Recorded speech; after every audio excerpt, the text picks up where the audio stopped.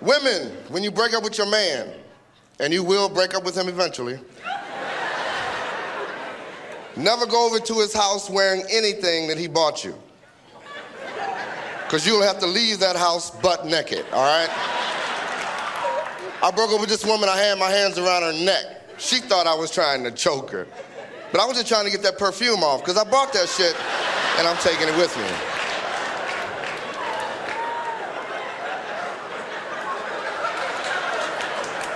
I love women, but I just don't understand a lot of the things that y'all do. Why is it when a man and a woman walk down the street together, the man always has to walk near the curb? Oh, in case the car jumps the curb. Me being a man, I can absorb the impact of a 4,000-pound vehicle. No, you ever see me on the street with a woman, it's gonna be single file, all right?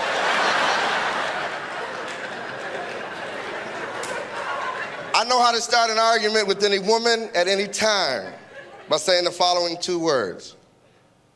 What's wrong? And women always say the same thing. Well, why you say that?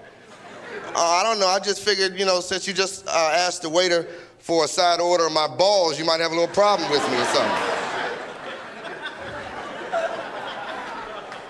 I know what women don't like. Women don't like for men to fall asleep right after we, you know what I'm saying.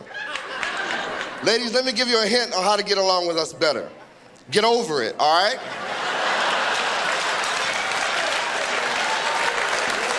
But what do you do while we're lying there snoring? I mean, after you go through our wallets and everything. On occasion, a woman will fall asleep before a man will, and you have no idea what we're doing. So I'll tell you. First, we smoke a cigarette until there's no filter left.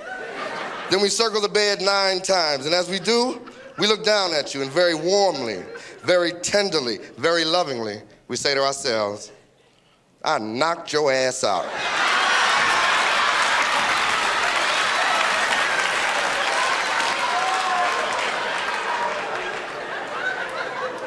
So I live in Brooklyn, but I'm originally from Detroit, Michigan, and I can prove it, I speak fluent Temptationese.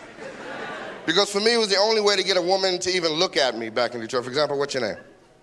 Michelle, if you're in Detroit right now, I could walk up to you and I could say, if good looks were a minute, you would be an hour. Temptations, 1964. And if we were in Detroit right now, she would have melted all over her clothes. But this does not work here in New York City, and I know. I tried this on a woman here. She looked at me and said, if good looks were within your reach, you wouldn't have no fucking arms.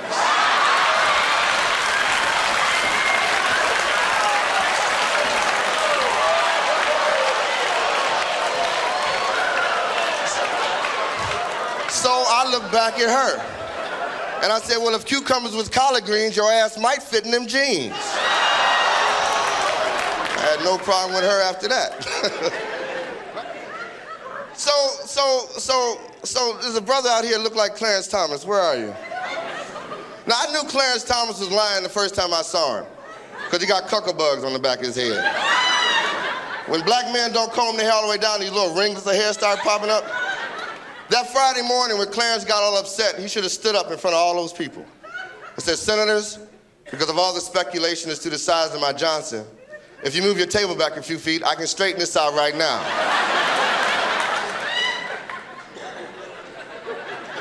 I don't have a car, so I ride the subway, and I sat next to one of the onion people. You ever do that? These are the people when you sit next to them, your eyes water all up.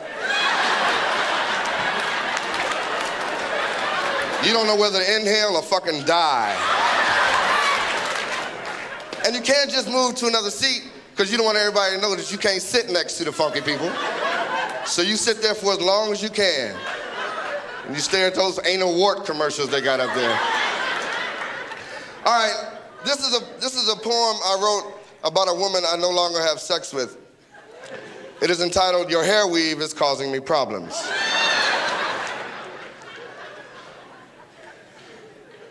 To love you, right? I must touch you and feel what it feels like. But your hair weave is causing me problems. Because I can't get my hand through the part of your head that's not your hair. Someone must have told you, and you must have believed, that hair short and nappy was not well received. But each nap is your nap.